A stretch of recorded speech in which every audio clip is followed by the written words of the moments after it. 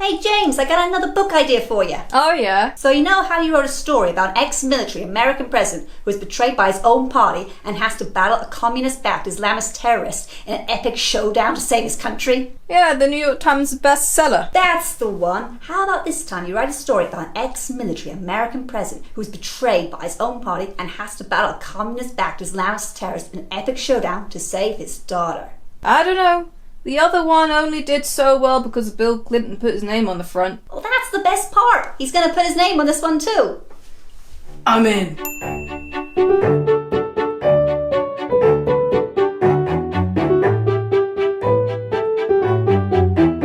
The President's Daughter is a novel born through the combined efforts of notoriously prolific author James Patterson and previous President of the United States Bill Clinton. It follows Matthew Keating, ex-SEAL and President of the United States, who sends out a task force to assassinate dangerous terrorist Asim al-Ashid. However, the mission fails, and 2 years later, after losing the next election to his vice president, the repercussions of the failed mission catch up with Keating when al-Ashid rears his head with a new target in mind, Keating's teenage daughter Mel. With the power of the White House no longer at his fingertips, it is up to him to go out and save the day. It is exactly the novel you'd expect. Bill Clinton's fantasy, pretending to be a military thriller, pretending to be a political thriller. Which, from what I can make out, is the same as the other book these two wrote together, The President is Missing. And no, the two are not linked. The President is Missing is about a different ex-military president called John Duncan. Anyway, back to this one. Was there anything good about it? It was exciting, I guess, you know, when the plot happened. And there was a variety of characters. And it was nice having Mel not be completely useless and he tried to fight back and escape. I suppose if you like military stuff and political nonsense, you might find more to like in this. That's all I can think of. Oh boy.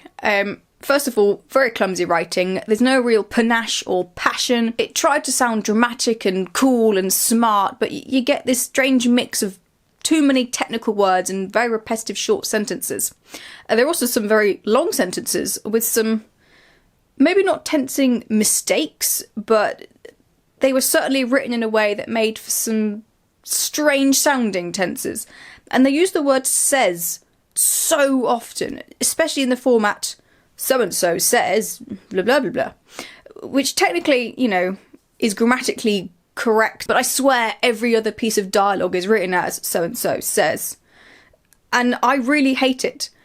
I just don't like the way it sounds. It's inelegant, so that annoyed me.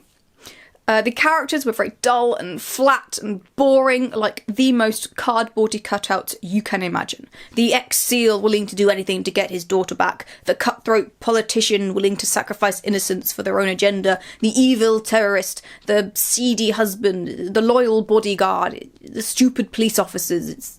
It's boring. Thirdly, the plot is so predictable. If you stop, take a wild guess at what happens in the book. Whatever you just guess, you're probably right. And because it's so predictable, when it tries to trick you, it doesn't. So spoiler alert, halfway through, the terrorist releases a video of Mel being beheaded. And at first I was like, damn, did they actually kill her off? I was in two minds. On the one hand, the plot is driven by Keating trying to save the daughter. So to kill her would be to kill the tension and the motivation. On the other hand, why would the terrorist fake the death? What could he possibly gain? Why go to all that trouble? I mean, of course it was fake, because this isn't the sort of book that would kill off the daughter. And at the end, the terrorist made up some nonsense about wanting the dad to feel confused, which didn't really... It sounded like they hadn't really thought about it and just made up an excuse to have the daughter still alive. It was just clumsy and stupid. I got very annoyed. Another plot issue, a lot of the book is concerned with the opening event, the assassination attempt on Asim failing. He's not where they think he is, and instead they find a few of Asim's men.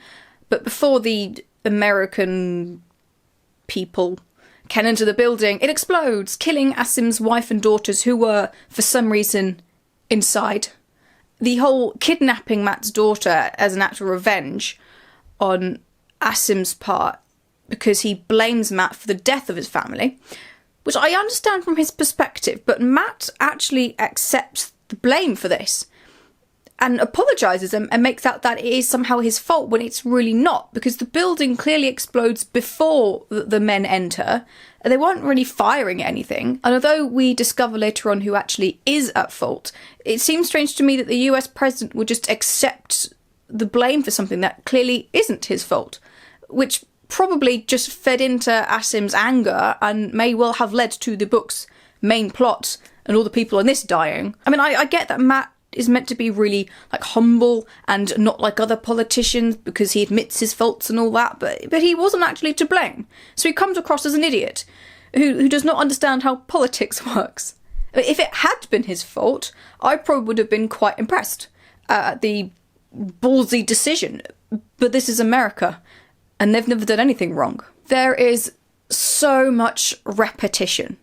My wife, Samantha, her husband and chief of staff, whatever his name is. Like, I'm not an idiot, guys. I can remember basic thing like who the main character is married to. But like every single time various characters walk in or are mentioned, it always comes with this extra information of so-and-so's wife or this member of staff, even though we know that. They've said it 100 times. Stop it. We also have events repeated, which was similarly tedious.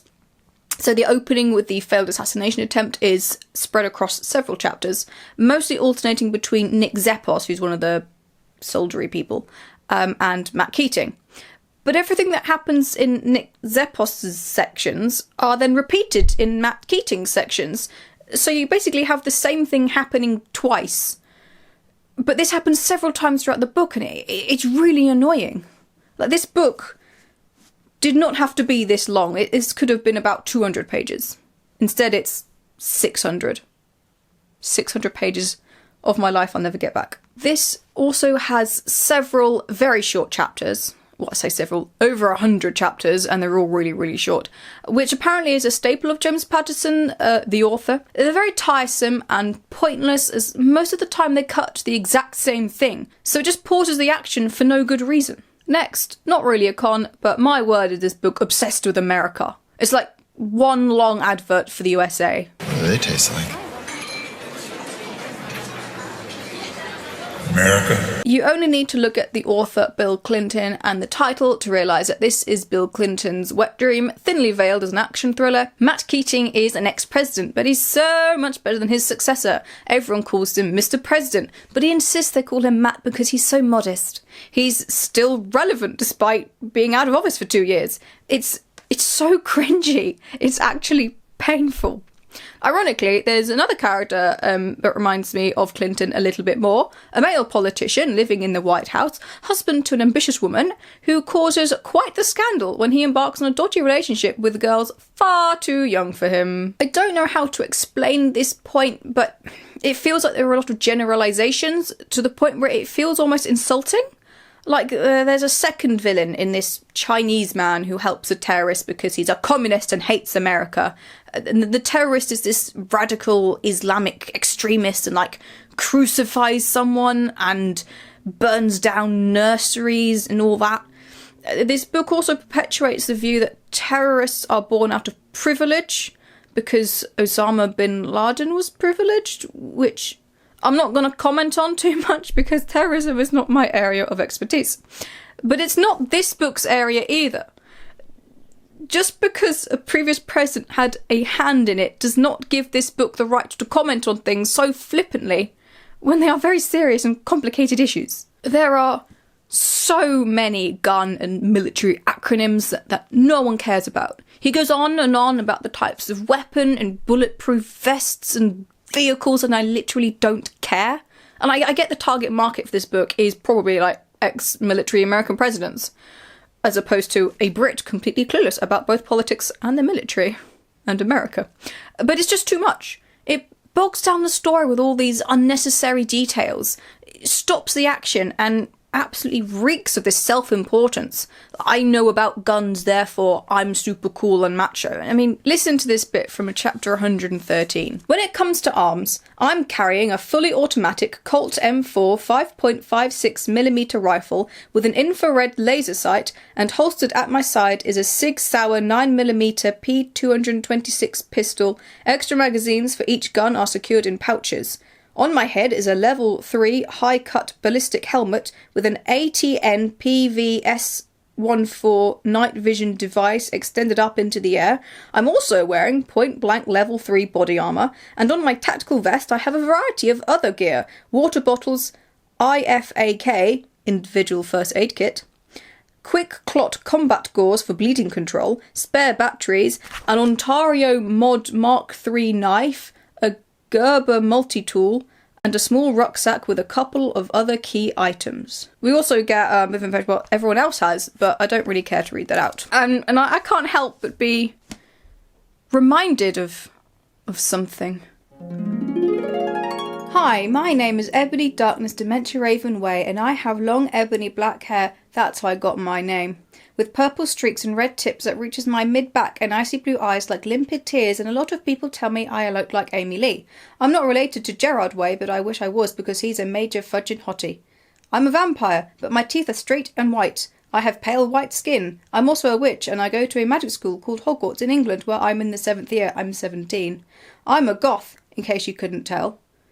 And I wear mostly black. I love Hot Topic, and I buy all my clothes from there. For example, today I was wearing a black corset with matching lace around it and a black leather miniskirt, pink fishnets and black combat boots. I was wearing black lipstick with white foundation, black eyeliner and red eyeshadow. I was walking outside Hogwarts. It was snowing and raining, so there was no sun, which I was very happy about. A lot of preps stared at me. I put my middle finger up at them. I did not like this book, in case you hadn't noticed. It's stupid, longer than it has any right to be, and generally sucks. I recommend it to no one. There are better books out there, which tell better stories, with better authors than these two peanuts. Nice work, James. Your new book's a hit. I liked it when Bill Clinton's name meant people bought it. By the way, I got a new idea for you. It's about a young singer-songwriter who runs the way to Nashville to escape her past and make a name for herself in the world of country music. I don't know, it's not really my thing. It comes with Dolly Parton's name on the front cover. I'm in.